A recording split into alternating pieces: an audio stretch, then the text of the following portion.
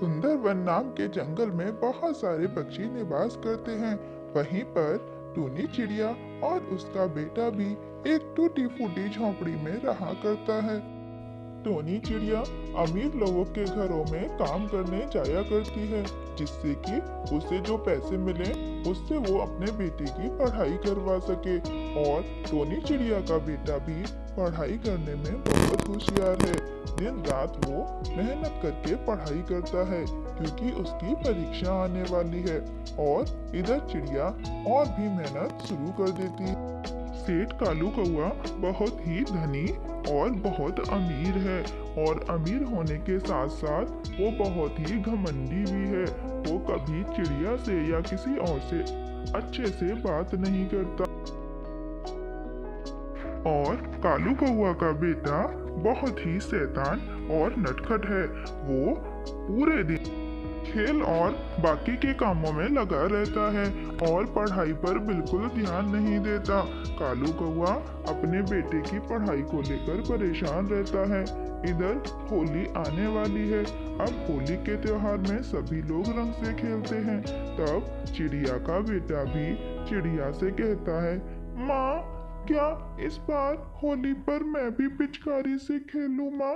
मेरे सारे दोस्त नई नई पिचकारी लेकर आते हैं, नए नए रंग और गुलाल लेकर आते हैं।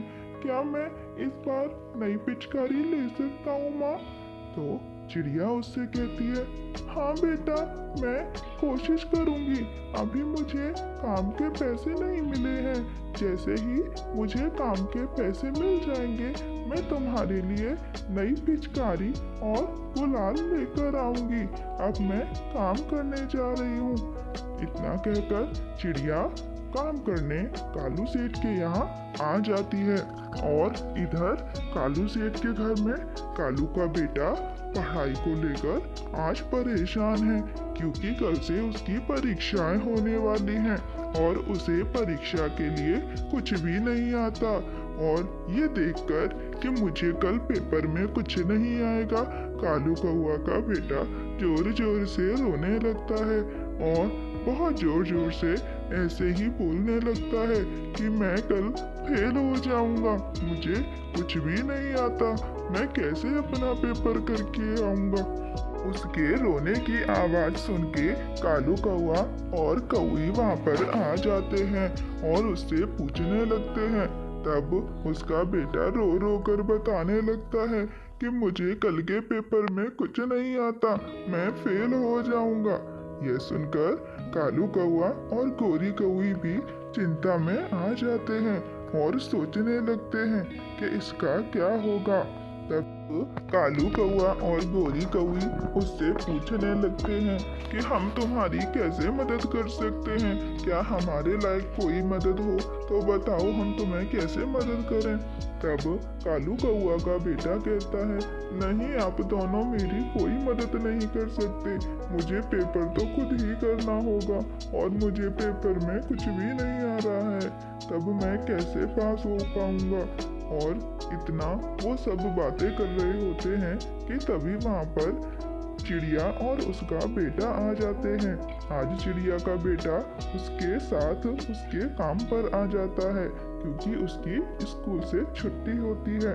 और यहाँ आकर वो देखते हैं कि कालू कौआ का बेटा जोर जोर से रो रहा है, क्योंकि उसे कुछ भी नहीं आता। तब चिड़िया का बेटा उससे कहता है, क्या मैं तुम्हारी कुछ मदद कर सकता हूँ? ये जो तुम लेकर परेशान हो वो मुझे सारा आता है, मैं तुम्हें अच्छे से समझा दूंगा। उसकी बात सुनकर ये कालू कौआ का बेटा उस पे गुस्सा करने लगता है। तुम मुझे क्या बताओगे? तुम्हें तो खुद कुछ नहीं आता होगा। तुम्हारे स्कूल की पढ़ाई और मेरे स्कूल की पढ़ाई में बहुत अंतर है, तुम कैसे बता पाओगे? तब चिड़िया का बेटा कहता है, नहीं, मैं तुम्हें समझा दूंगा, मुझे ये सब पहले से आता है, मैंने पढ़ाई की है। अगर तुम चाहो तो मैं तुम्हें बता दूंगा, जिससे कल के पेपर में तुम पास हो जाओगे। फिर कालू कौआ का बेटा कुछ सोचकर हाँ कर देता है और चिड़िया का बेटा उसे पढ़ाने लगता है और उसकी समझ में भी आने लगता है। और पूरी पढ़ाई करवाकर चिड़िया का बेटा और चिड़िया अपने घर चले जाते हैं। कालू कौआ उसे पैसे नहीं देता। अब घर आकर चिड़िया का बेटा फिर उदास हो जाता है कि अब हम रंग और पिचकारी कहाँ से लाएंगे, हमें पैसे तो मिले ही नहीं। वो दोनों सोच रहे होते हैं कि तभी वहाँ पर कालू कौआ और गोरी कौई अपने बेटे के साथ पहुँच जाते हैं। कालू कौआ कहता है, मुझे माफ कर दो टोनी, कल बार बार मांगने पर भी मैंने तुम्हें तुम्हारे पैसे नहीं दिए और मेरे बेटे ने तुम्हारे बेटे का बहुत मजाक भी बनाया। लेकिन सच तो ये है कि कल जो तुम्हारे बेटे ने मेरे बेटे को पढ़ाया वही उसके पेपर में काम आया और मेरा बेटा बहुत अच्छे नंबरों से पास हो गया है। इसी खुशी में हम सब तुम्हारे लिए ढेर सारे गुलाल, रंग और पिचकारी लेकर आए हैं।